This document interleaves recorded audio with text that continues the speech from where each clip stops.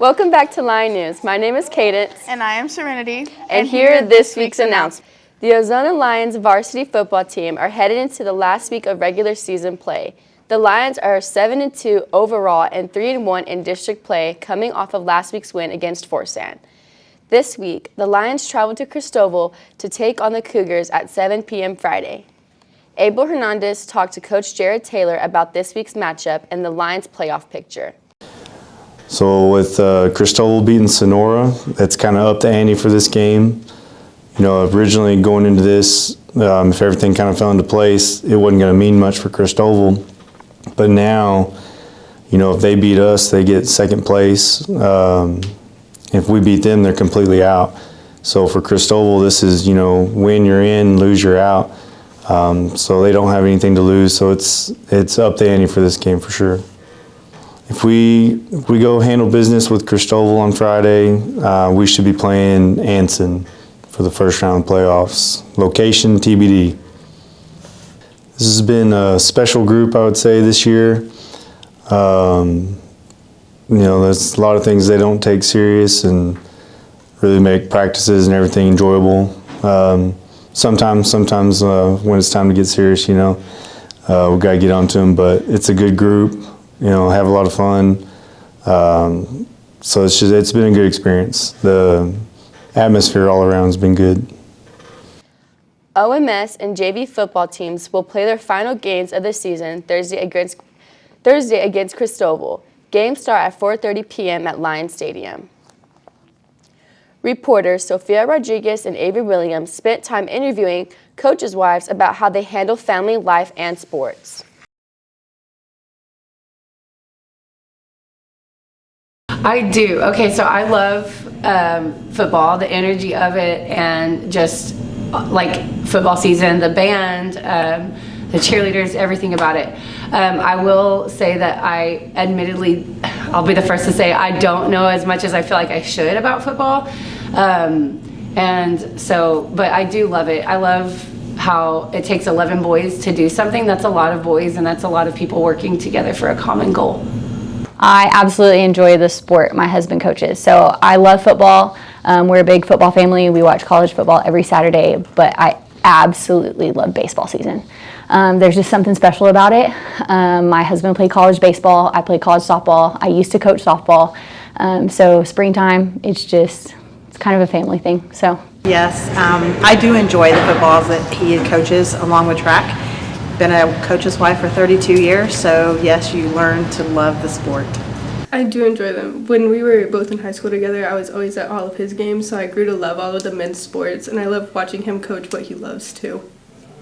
The sport your husband coaches? I do. My husband coaches football, and so we love going to football games. But yes, and powerlifting, I forgot. He coaches powerlifting too, and yes, we do like to go watch powerlifting and be part of that with him. Yes. He has coached cross country, basketball, and golf in the past. And this year he's doing golf, but we play golf together a lot. I also love to run, and I like yelling at kids in basketball. So being a coach's wife is something that I personally, I love it, and I take pride in that, and it has just become part of my identity. So yes, there are struggles, but to me, those are struggles that I knew when I was marrying a coach. And when Jared and I met, I was also a coach. And so it was just a lifestyle that I embraced. And you have to have that mindset of I'm going to embrace this, because if you don't, you'll have a lot of hard things. But the biggest thing is having to do a lot around the house by myself. Jared is actually really hands-on and helpful, but for me, it's just like being alone 3 nights a week or 3 or 4 days a week. And then with him being the athletic director, that's even more time away, like in the spring and stuff. But again, like I said, that's something I knew going into it, and so I do embrace that, and I'm okay with those struggles. A lot of the struggles you have, especially being a new coach's wife, is the hours and the time that they're spent away from your families.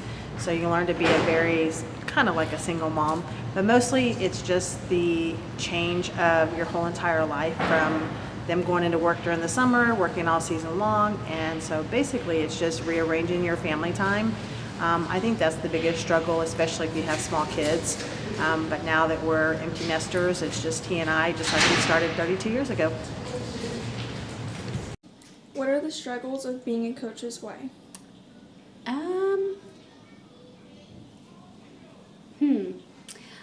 I would say probably just the time away. It's not as bad right now, especially since my husband doesn't coach football. He's not away as often, but the time that they're spent focusing on their sport and making sure that everything's together. It also doesn't help that we have parents who can complain about something, but you take it in strides and just move on. Yes, I have been a coach's wife with Coach Garza for 24 years now, and there are many struggles. You, over the years, are a single parent because they coach so much and work on Saturdays and Sundays, and aren't home till probably 7 or 8 o'clock at night, and then on Thursday and Friday nights aren't home sometimes till midnight. But I absolutely love football. I don't care if I know the kids, if I don't know the kids. Luckily, I've always been able to work at the same place he has, so I've known the kids. He also coaches track, and I like to go to track meets and watch track, even though I never ran track. The biggest struggle of being a coach's wife is having to be a single mom. So my husband leaves at 5 o'clock in the morning, doesn't come back until 7 o'clock at night, and bedtime's at 8 o'clock. So I'm single momming it during whatever season he's in.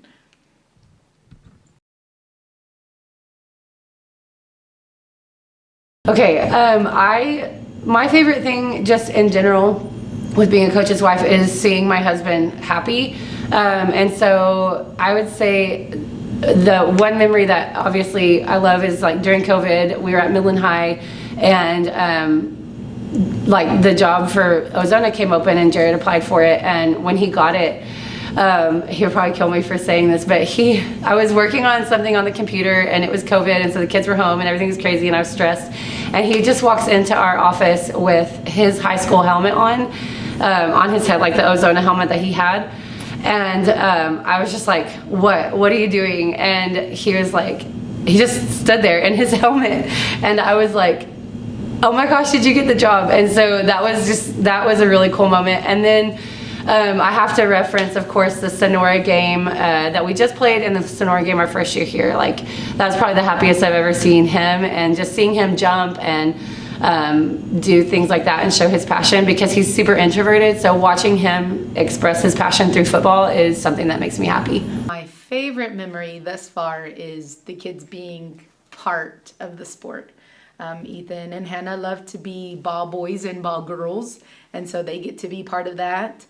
They love going to the field house and being able to play in the new turf room and being part of all those things. They're learning how to do workouts with my husband as well. They love to do the burpees and trying to figure out how to get stronger type of thing. But they love being part of the whole sport and the whole environment. My favorite memory, 2 years ago, like I said, there's something special about playoff season, especially during baseball, softball time.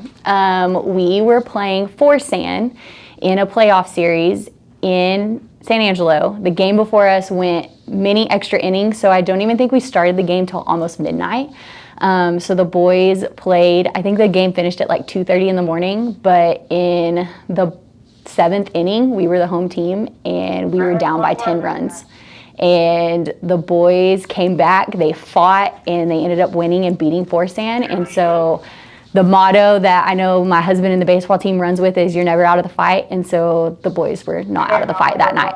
I would have to say my daughter's 7th grade year, because my husband was a cross country coach, so he got to be at everything. This year it was a little more challenging because she missed having her dad there, but it's always fun to have your dad coach you. It's his first year coaching. It was definitely his first win at the football game. Seeing how excited he was with his team was really great. Probably that he has been able to, of several, he has been able to coach his son in football. He was able to coach his son in basketball in junior high, and they were very good. He was able to coach Brooke Helen, our middle daughter, in softball, and then he was able to coach Rayleigh in track. And then our son actually worked and coached with him for 3 years. So that was probably my biggest memory, was having all my kids in one place at one time when Jalen was able to coach with him. That's a hard one because, again, for all the years that we've had him, I think that I probably have two. The first one is going to be the first time both my kids were on the field with him.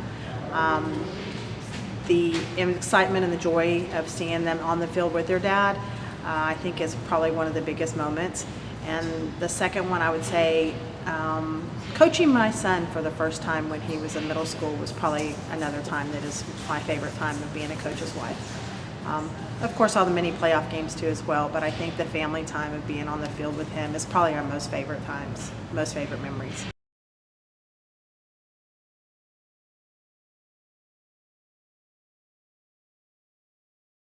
So obviously, like, anytime that you're in the spotlight, and like, I guess with me, being a coach as well, and like having always been that, I again, like I said earlier, we embrace that. So for me, I just understand that whenever somebody is in a leadership position, there's always going to be people who agree with them and people who disagree with them. And one of our favorite speeches ever given was by, I think, Theodore Roosevelt. I'm not 100% sure because I don't know history, but is the quote, the speech of the man in an arena, and it talks about how it is not the critic who counts, it is the people who are in the trenches with you. And so for me, as a coach's wife, I know that there's going to be criticism, and I know that in his role as a coach and as a leader, there's going to be criticism. So I try to just put earmuffs on and just kind of tune it out. And I think as a mom, it's hard because I have to start preparing my children to hear those same criticisms. But like that quote says, it's not the critic who counts, it's the people who are actually in the trenches with you, who know the blood and the sweat and the tears that goes into it. And so I just think about that a lot. In fact, we have it in his office posted because it's just a reminder that anytime that you're brave and anytime that you're courageous, there's going to be critics who question and doubt you, and I'm okay with that, and I know that he's okay with that. And I know as long as we are doing what's right for kids and what's right for our teams, then I know that I know that he can stand by that, and I know that I can stand by that too. So I embrace that life, and I'm okay with it. So there, it's part of it. I used to coach, my husband coaches. I know that people, they want to advocate for their child when they feel like they're being done wrong. So for me personally, I don't know if people notice, but I kind of sit away from the crowd so that I don't have to listen to some of the negativity. But I also do know that my husband is in this profession for a reason, and he loves kids. He loves the sport. He's all about teaching kids life lessons. So I think sometimes in the moment, people say things in the heat of the moment, and they may not necessarily feel that way all the time. But it's just kind of part of it. You have thick skin. It's, teaching and coaching, I feel like, is one of the only professions that outside sources can attack, and we kind of just roll with it. So like I said, I know my husband's in this role for a reason. It's definitely a calling, but yeah, you get thick skin, and it's just kind of part of it. You just kind of got to take it and roll with it, because parents are going to say stuff no matter what happens. You just got to brush it off your shoulders and know that you're doing the best you can. Criticism does come a lot with this job. Sitting in the stands, listening to people talk about your husband. I can handle that better than I could handle if they were talking about the kids or my kids. They can think all they want to of him as an adult, but I know the hours that he puts in. I know the heart he has for these kids, and nobody will ever tell me otherwise that is his main goal, because we don't do this for the money. We don't do this for any other reason but to help kids. And I think that's one of the biggest satisfactions about coming home after 26 years is that we are able to now help the community that we grew up in and help kids be better adults and go out into this world and make the community better. Basketball season has started for the OHS Lady Lions. The Lady Lions defeated Midland Legacy on Saturday, November 2nd, and picked up another win against Stanton Tuesday night. Reporters Iran Elizondo and Jocelyn Ayala talked to Coach McSherry and senior player Kellen Gass about this year's upcoming season.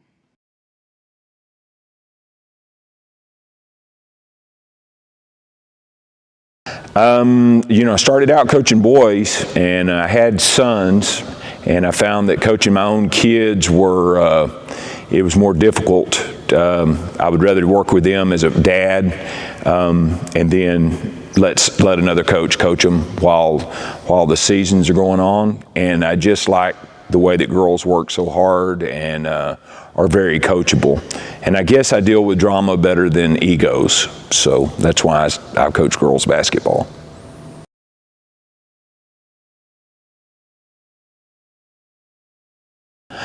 I like this season. I mean, I think the teams are doing really well. I think that JV and varsity, we should be very successful this year. Just got to keep growing every day, getting better, and the wins will take care of themselves. But I'm looking forward to the year.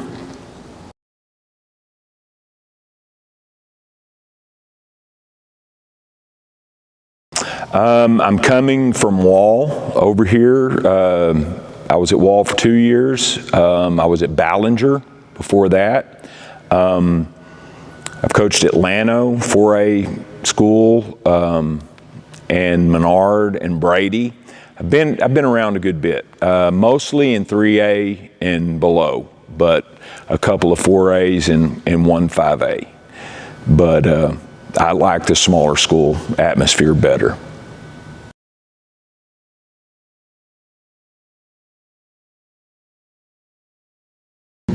My most memorable moment on the court was when I'm there with my friends and just like having a good time and just playing basketball. And I just loved playing with the girls last year. They really had my heart and I missed them.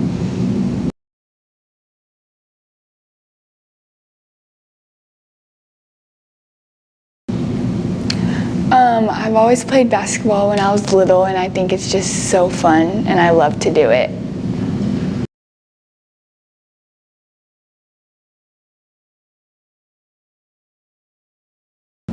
Just working together and motivating each other on the court and off the court and being positive towards each other.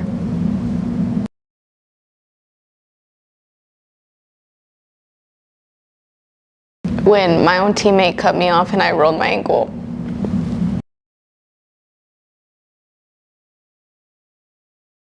My big brother inspired me to play basketball. There we go. You didn't even press the button. The JV and varsity Lady Lions will play San Saba and Brady this Saturday. JV will start at 11:14 a.m. and varsity at 12:30 p.m. There will be a senior/kinder gift exchange Friday, November 8th at 10 a.m. at Lions Stadium. For more information, contact OMS Principal Chaselyn Feaster. The OHS marching band season came to an end on Saturday, November 2nd, with a 12th place finish at the UIL Area Marching Band Contest in Abilene. The band gave a great performance with their show, Wonderland, and had an awesome marching season. Crockett County voters approved a $20 million school bond on Election Day Tuesday. Proposition A passed with 844 people voting for the bond and 449 people voting against. Proposition A for $18 million will go toward building a new softball stadium, renovating the existing baseball stadium, new restrooms and concession for baseball and softball stadiums, safety mandates on school facilities, renovation of the OES library, campus lighting and playground equipment, renovations to the Heritage Building and restrooms of the Davidson Gym, purchasing of a new route, school buses, and vehicles of maintenance of all campuses. Proposition B passed with 857 people voting for the bond and 463 voting against. Proposition B for $2 million will go towards the renovation maintenance of school housing. Well, first of all, I'd like to say thank you to the community Bonds are very important to our schools. Our community has always been very supportive of the bonds, and we really appreciate that. Just look around our district and see what it's been able to do.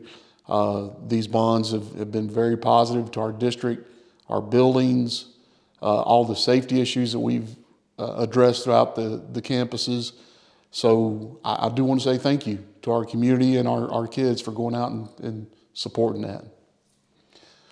Well, we're very excited about the bonds passing. It's always a nervous time. You never know how the community feels about bonds and things like that. But our bonds, we've been able to do a lot of positive things for our kids, our community. So I feel very good about the bond passing.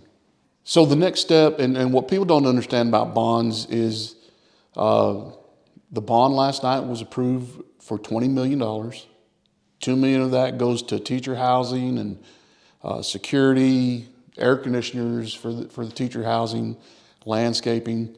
The other $18 million is for a variety of things around the district. There's wear and tear on all of the buildings throughout the year. So a portion of that bond is for addressing transportation, technology, wear and tear of our school buildings, replacing carpet, replacing air conditioners. But this bond, I want to say, and I'm proud to say, that we're going to be able to build a new softball stadium. And that right there is awesome. It's been needed for forever. And we're also going to renovate the baseball stadium. So we'll have state-of-the-art baseball and softball facilities for our kids here in the near future. I think it's very important to our taxpayers and of course, as y'all grow up and hit the voting age, that that you understand how important a bond is to a school district. We don't have to send half those funds back to the state.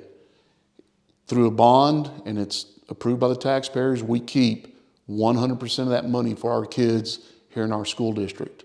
So they're very, very important. And right now that the wind farms have been a blessing to our county, those wind farms are paying for a huge majority of our bonds. OHS will be hosting this year's Veterans Day program. All veterans are invited to attend at 11:15 a.m. Monday, November 11th at the OHS auditorium. A lunch for veterans and their spouses will be served after the program at OHS. Lunch is provided by elementary and middle school staff. Those attending the Veterans Day program need to use the OHS main entrance and park in front of OHS. Ozona FFA will host a horseless goat roping Saturday, November 9th at Crockett County Fair Park Arena. Books open at 12:30 p.m. Roping begins at 1 p.m. Cost is $20 entry fee. For more information, contact OHS FFA sponsor Dustin Martin. There will be a senior parent and student meeting at 6:30 p.m. Thursday, November 14th in the OHS auditorium. All seniors and their parents are invited to attend. There will be a Crockett County food distribution at 8 a.m. Saturday, November 16th at the Crockett County Convention Center. People can start lining up at 7 a.m. For more information, call Nikki Bishop at 325-392-3250. Congratulations to the OHS Teacher of the Month, Mr. Rich, and OHS Staff Member of the Month, Miss T.